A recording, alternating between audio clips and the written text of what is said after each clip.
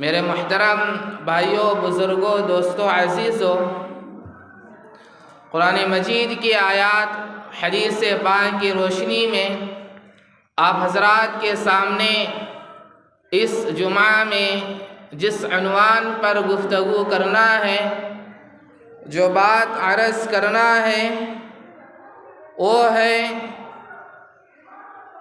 مسجد کے خدمت گزار، مسجد سے تعلق رکھنے والے، چاہے ٹرسٹی ہو، کمیٹی ہو، ذمہ دار ہو، مسجد کا نظام سنبھالنے والے، کیا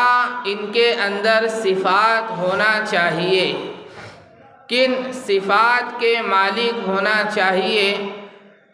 اس کے تعلق سے چند باتیں عرض کروں گا۔ اللہ کے ذات سے قوی امید ہے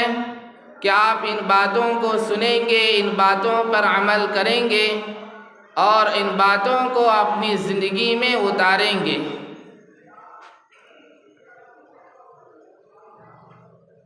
علماء نے لکھا ہے کہ مسجد کی تعمیر اور مسجد کا نظام سنبھالنے والوں کی صفات اور خوبیاں۔ قرآن مجید کی آیت میں اللہ رب العزت ارشاد فرماتے ہیں وَأَنَّ الْمَسَاجِدَ لِلَّهِ فَلَا تَدْعُوا مَعَ اللَّهِ أَحَدًا، مساجد اللہ کی ہے اور اللہ کے علاوہ کسی کو یہاں پر پکارا نہ جائے۔ اللہ رب العزت نے قرآن مجید کی آیت میں بڑی تفصیل سے وضاحت فرمایا ہے۔ کہیں اللہ رب العزت نے ارشاد فرمایا مسجدیں ایسی جگہ ہیں جہاں آباد کرنے والے لوگ ان صفات کے مالک ہوتے ہیں۔ انبیاء علیہم السلام کے واقعہ سے اللہ رب العزت نے فرمایا جو لوگ مسجد کی حقیقی خادم ہوتے ہیں، مسجد کے خدمت گزار، ٹرسٹی ہو، کمیٹی ہو، جو بھی ہوتے ہیں، ان کے کیا صفات ہونا چاہیے۔ قرآن مجید کی آیت میں وَإِذْ يَرْفَعُ إِبْرَاهِيمُ الْقَوَاعِدَ مِنَ الْبَيْتِ وَإِسْمَاعِيلُ، وہ وقت یاد کرو جب کعبۃ اللہ کی تعمیر حضرت ابراہیم علیہ السلام اور حضرت اسماعیل علیہ السلام کر رہے تھے، تو اس وقت ان کی دلی کیفیات کیا تھی اور ان کی زبانوں پر کیا تھا؟ بالکل یہی دلی کیفیت، یہی خوبی اور صفت، یہی زبانوں پر دعائیں ان سب لوگوں کی ہونا چاہیے جو مسجد سے تعلق رکھتے ہیں۔ آگے اللہ رب العزت ان لوگوں کے بارے میں فرماتے ہیں جو مسجد سے تعلق رکھتے ہیں ربنا تقبل منا انک انت السمیع العلیم، جو مسجد کی خدمت کر رہے ہو ان کی پہلی ذمہ داری ہوتی ہے اس کی قبولیت کی فکر ہو۔ تو حضرت ابراہیم اور حضرت اسماعیل علیہ السلام نے کعبۃ اللہ کی تعمیر کرتے ہوئے سب سے پہلی دعا جو مانگی ہے وہ اپنی خدمت کی قبولیت کی دعا مانگی اور اللہ سے فرمایا ربنا تقبل منا انک انت السمیع العلیم، اے اللہ ہم سے جو خدمت ہو رہی ہے آپ اسے قبول کر لیجئے۔ جیسے انسان نماز پڑھ کر، روزہ رکھ کر، زکوٰۃ دے کر، حج کر کے اللہ کے یہاں قبول کرانے کی فکر کرتا ہے، ویسے ہی مسجد کی خدمت کر کے، مسجد کی تعمیر کر کے، مسجد کے تقاضوں کو پورا کر کے اسے بھی اللہ کے یہاں قبول کرانے کی فکر اور دعا کرنی چاہیے۔ قرآن مجید کی دوسری آیت میں ربنا وجعلنا مسلمین لک، اے اللہ ہم کو اپنی دین و شریعت کا اطاعت گزار بنا، فرما بردار بنا، تو مسجد سے تعلق رکھنے والوں کی دوسری ذمہ داری یہ ہوتی ہے دیگر لوگوں کے مقابلے میں، دوسرے لوگوں کے مقابلے میں یہ لوگ شریعت کے بہت زیادہ پابند نظر آئے، اللہ کے احکام، نبی کی سنتیں ان کی زندگی کے اندر ہو۔ ورنہ ایسا بھی ہم نے دیکھا ہے کہ مسجد کا صدر ہے، چہرے پر داڑھی نہیں ہے، مسجد کا ذمہ دار ہے، زندگی سنتوں سے دور ہے۔ ورنہ ایسا بھی ہم نے دیکھا ہے، آپ نے بھی دیکھا ہوگا کہ بعض مسجدوں کے ذمہ دار ایسے بھی ہیں جو اللہ نے انہیں مسجد کی تولیت نصیب کی ہے، صدارت نصیب کی ہے، عہدہ نصیب کی ہے، ذمہ دار بنایا ہے دنیاوی لحاظ سے، لیکن دیکھا یہ گیا ایک شخص مسجد کی خدمت بھی کر رہا ہے اور ناجائز تعلقات بھی کر رکھا ہوا ہے۔ ایک شخص مسجد کی خدمت بھی کر رہا ہے، سود بھی کھا رہا ہے۔ ایک شخص مسجد کی خدمت بھی کر رہا ہے، رشوت بھی کھا رہا ہے۔ ایک شخص مسجد کی خدمت بھی کر رہا ہے، مٹکا بھی کھلا رہا ہے۔ کسی دن جمعہ میں امام صاحب، خطیب صاحب، مولانا صاحب زنا پر بیان کیے، سود پر بیان کیے، رشوت پر بیان کیے۔ مسجد کا صدر اور مسجد کمیٹی سب مل کر کے دوسرا جمعہ آنے سے پہلے ہی اس امام صاحب کو مسجد سے نکال دیتے ہیں۔ ایسے غلیظ ناپاک لوگ خود بھی گناہوں سے بچنا نہیں چاہتے اور دوسروں کو بھی گناہوں سے بچانا نہیں چاہتے، خود بھی دیندار بننا نہیں چاہتے اور دوسروں کو بھی دیندار بنانا نہیں چاہتے۔ ایسے غلیظ ناپاک لوگ مسجد کی آبادی کی فکر کرنے والے شمار نہیں ہوتے۔ قرآن مجید کی آیت میں ربنا وجعلنا مسلمین لک، تو مسجد سے تعلق رکھنے والوں کی دوسری ذمہ داری یہ ہوتی ہے دیگر لوگوں کے مقابلے میں، دوسرے لوگوں کے مقابلے میں شریعت کے بہت زیادہ پابند نظر آئے، اللہ کے احکام ان کی زندگی سنتوں پر ہو۔ ایسا نہیں ہے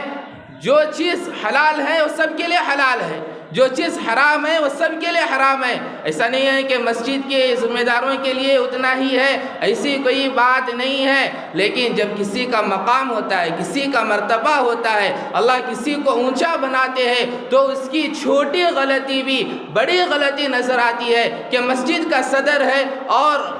بیٹی کے شادی میں ناچ گانا ہے، مسجد کا ذمہ دار ہے سود کھا رہا ہے، مسجد کا ذمہ دار ہے رشوت کھا رہا ہے۔ لوگ مسجد کے ذمہ داروں کو دیکھیں گے کہ ان کے اندر دین کتنا ہے، ان کے اندر ایمانی زندگی کتنی ہے، ان کے اندر دینداری کتنی دکھائی دے رہی ہے۔ اور جب تم دوسروں سے بات کریں گے وہ کہیں گے جتنے دیندار لوگ تھے وہ ہے ہی نہیں، تو ہم سے کیا دینداری کی بات کرتے ہو۔ قرآن مجید کی ایک اور آیت میں مسجد سے تعلق رکھنے والوں کی تیسری صفت بیان فرمائی، وَمِن ذُرِّيَّتِنَا أُمَّةً مُسْلِمَةً لَكَ، اے اللہ ہماری اولاد میں سے، ہماری نسل میں سے ایسی اولاد ہمیں نصیب فرما جو تیرا فرما بردار ہو، اطاعت گزار ہو۔ یہ بہت بڑی ذمہ داری ہے مسجد سے تعلق رکھنے والوں کے لیے کہ دعا کرے اے اللہ ہمیں ایسی اولاد نصیب فرما جو اطاعت گزار ہو، فرما بردار ہو، جو تیری اطاعت کرتی ہو۔ ورنہ ایسا بھی ہم نے دیکھا ہے، آپ نے بھی دیکھا ہوگا کہ مسجد کا صدر ہے، ذمہ دار ہے، اس کا بیٹا سود کھا رہا ہے، مسجد کا ذمہ دار ہے اور اس کا بیٹا دوسرے ناجائز تعلقات رکھا ہوا ہے۔ مسجد سے تعلق رکھنے والوں کی تیسری ذمہ داری بہت بڑی ذمہ داری ہوتی ہے کہ یہ دعا مانگے اے اللہ ہمیں ایسی اولاد نصیب فرما جو تیری اطاعت گزار ہو، فرما بردار ہو، جو ہمیں مرنے کے بعد ہماری اولاد میں سے ایسی اولاد ہمیں عطا فرما جو مسجد کے نظام کو لے کر چلنے والی ہو، جو مسجد کے تقاضوں کو لے کر چلنے والی ہو۔ یہ تیسری ذمہ داری بنتی ہے مسجد سے تعلق رکھنے والوں کے لیے۔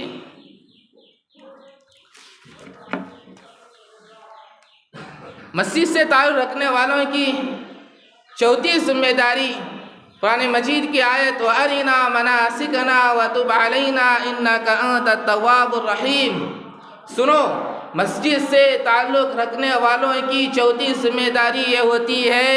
ہمیشہ معافی کی کوشش میں لگے رہو۔ اگر میرا کسی مصلی سے جھگڑا ہو جائے میں آگے بڑھ کر کے معافی مانگوں، میرا امام سے اختلاف ہو جائے میں آگے بڑھ کر کے معافی مانگوں، میرا مؤذن سے اختلاف ہو جائے میں آگے بڑھ کر کے معافی مانگوں، میرا مسجد کے ذمہ دار صدر سے اختلاف ہو جائے میں آگے بڑھ کر کے معافی مانگوں۔ توبہ اور معافی کی کوشش میں لگا رہے۔ یہ چوتھی ذمہ داری ہے جن کا تعلق مسجد سے واقعتاً ہوتا ہے اور وہ نبیوں کی صفت والے ہوتے ہیں۔ قرآن مجید کے ایک اور آیت میں ربنا وابعث فیہم رسولا منہم یتلو علیہم آیاتک، سنو مسجد سے تعلق رکھنے والوں کی پانچویں ذمہ داری ہوتی ہے وہ ہمیشہ اس دعا میں رہے، یا اللہ آپ نے ہمیں در و دیوار بنانے کی توفیق دی، چھت بنانے کی توفیق دی، مسجد کی خدمت کی توفیق دی۔ مسجد کی خدمت کے ساتھ ساتھ مخصوص اصل اس مسجد کی آبادی ہے۔ اس مسجد کو آباد کرنے کے لیے جیسے امام کی ضرورت ہے، جیسے خطیب کی ضرورت ہے، جیسے مؤذن کی ضرورت ہے، جیسے مکتب کی ضرورت ہے، جیسے تعلیم کی ضرورت ہے، ویسا نظام سنبھالنے والے، ویسی اصلاح و تربیت کرنے والے افراد کو اپنے کرم سے ہماری نسل میں پیدا فرما۔ میرا بیٹا ویسا امام بن سکے، میرا بیٹا ویسا خطیب بن سکے، میرا بیٹا ویسا مؤذن بن سکے، میرا بیٹا ویسا مسجد کے نظام کو لے کر کے چل سکے۔ اپنی نسل میں سے خدمت دین کے افراد پیدا ہونے کی دعا مانگنا یہ مسجد سے جڑے ہوئے لوگوں کی پانچویں ذمہ داری بنتی ہے۔ قرآن مجید کی ایک آیت میں اللہ رب العزت ارشاد فرماتے ہیں انما یعمر مساجد اللہ من آمن باللہ والیوم الآخر، مساجد کی تعمیر کرنے والے وہ لوگ ہوتے ہیں من آمن باللہ، اللہ پر یقین رکھتے ہو، والیوم الآخر، آخرت کے دین پر ایمان رکھتے ہو، وَأَقَامَ الصَّلَاةَ، نماز قائم کرتے ہو، وَآتَ الزَّكَاةَ، زکوٰۃ دینے کی فکر کرتے ہو، وَلَمْ يَخْشَ إِلَّا اللَّهَ، اور اللہ کے علاوہ کسی سے نہیں ڈرتے، فَعَسَىٰ أُولَٰئِكَ أَن يَكُونُوا مِنَ الْمُهْتَدِينَ، امید ہے جس انسان کے اندر یہ چار صفات ہوگی اللہ رب العزت انہیں دنیا و آخرت میں ہدایت سے نوازیں گے، اب اسے کوئی گمراہ نہیں کر سکے گا۔ تو معلوم ہوتا ہے مسجد کی خدمت کرنے والے، مسجد کا نظام سنبھالنے والے، مسجد سے تعلق رکھنے والوں کے اندر پہلی چیز ایمان مضبوط ہو، دوسری چیز آخرت کے دین پر ایمان ہو کہ مجھے حساب دینا ہے، مجھے اللہ کے یہاں حساب دینا ہے، دوسری چیز وَأَقَامَ الصَّلَاةَ، نماز قائم کرنے کی فکر ہو، وَآتَ الزَّكَاةَ، زکوٰۃ دینے کی فکر ہو، وَلَمْ يَخْشَ إِلَّا اللَّهَ، اور اللہ کے علاوہ کسی سے نہ ڈرتا ہو، سماج کے دباؤ میں آئے بغیر، لوگوں کے دباؤ میں آئے بغیر، محلے کے دباؤ میں آئے بغیر حق فیصلہ کرنے والا ہو، سچ کو سچ بتانے والا ہو، جھوٹ کو جھوٹ ثابت کرنے والا ہو، یہ مسجد سے تعلق رکھنے والوں کی چھٹی ذمہ داری بنتی ہے، وہ کسی سے نہ ڈرے، صرف اللہ سے ڈرے۔ مثال کے طور پر میں کسی مسجد کا خطیب، اس مسجد کا خطیب ہوں، مجھے کسی عنوان پر بیان کرنا ہے اور میں اسے ضروری سمجھتا ہوں، لوگوں کے دباؤ میں آئے بغیر میں بولتا ہوں، تو پھر اس مسجد کی آباد کرنے کی سچی کوشش کرنے والا ہوں۔ اگر مجھے ڈر ہے، ڈر لائق ہے، فلاں عنوان پر بات کروں گا، سود پر، رشوت پر، زنا پر، ناجائز تعلقات پر، نکاح کے رسومات پر بیان کروں گا، کسی مصلی کھڑے ہو کر اعتراض کرے گا، لوگ کھڑے ہو کر اعتراض کریں گے، صدر کھڑے ہو کر اعتراض کرے گا، کمیٹی کھڑے ہو کر اعتراض کرے گی، تو میں بھی ظالم ہوں، وہ بھی ظالم ہے۔ مسجد کی آبادی کی حقیقی تعمیر کی کوشش کرنے میں رکاوٹ بننے والا کوئی بھی شخص ہو، کسی بھی شکل میں ہو، وہ اللہ کی نظر میں مجرم اور ظالم شمار ہوتا ہے۔ اور یہ بات بھی ہم بہت اچھی طرح جانتے ہیں، دنیا میں کوئی بھی انسان تمام انسانوں کو خوش کر کے زندگی گزار سکے کسی کے بس میں نہیں ہے۔ گھر کا باپ بیوی کو، بچوں کو، بھائیوں کو، سسرال کو، داماد کو، سالوں کو، پوری پریوار کو، خاندان کو، رشتہ داروں کو، دوستوں کو، سب کو خوش کر کے زندگی گزار سکے، یہ کسی کی بس میں نہیں ہے۔ ایسے ہی مسجد کے ذمہ دار ہر آنے والے مصلی کو خوش نہیں رکھ سکتے، جتنا بھی کام کر لو۔ انگلی نکالنے والے خاندانی لوگ ہوتے ہیں، انگلی کرنے والے خاندانی کیڑے ہوتے ہیں، کوئی تسلی بخش جواب انہیں ٹھنڈا نہیں کرتا، اس لیے کہ خاندانی لوگ ہوتے ہیں۔ بالعمور مساجد کے خطبہ سود پر بیان کریں گے تو سود کھانے والوں کو اچھا نہیں لگے گا، رشوت پر بیان کریں گے رشوت کھانے والوں کو اچھا نہیں لگے گا، زنا پر بیان کریں گے زنا کرنے والوں کو اچھا نہیں لگے گا، جوا پر بیان کریں گے جوا کھیلنے والوں کو اچھا نہیں لگے گا، شراب پر بیان کریں گے شرابی لوگوں کو اچھا نہیں لگے گا، حتیٰ کہ نماز کے بارے میں بولیں گے بے نمازی کو اچھا نہیں لگے گا، روزہ چھوڑ کر کے دین میں 4 مرتبہ پیٹ بھر کر جانور کی طرح کھانے والا، اس کے سامنے روزے کی اہمیت بیان کریں گے اسے اچھا نہیں لگے گا، زکوٰۃ نہ دینے والے کے سامنے زکوٰۃ کی اہمیت بیان کریں گے اسے اچھا نہیں لگے گا، تاجر کے بارے میں ایک امین سچا تاجر بننے کے لیے بیان کریں گے تو اسے اچھا نہیں لگے گا، شادی میں رسومات جوڑا جہیز کے بارے میں بیان کریں گے تو پھر ان لوگوں کو دونوں پارٹیوں کو اچھا نہیں لگے گا، تو پھر بتائیے کون سا ایسا موضوع ہے جس میں ہر ایک کا دل جیتا جا سکے۔ اس واسطے ایک خطیب کی، ایک عالم کی، ایک مسلمانوں کی ذمہ داری ہوتی ہے ہر شخص کو خوش کرنے کے چکر میں نہ پڑے، اس ایک اللہ کو خوش کرنے کے چکر میں رہو، اس کی ذمہ داری ہے ساری مخلوق کو خوش کر دے گا، اللہ راضی تو سب راضی۔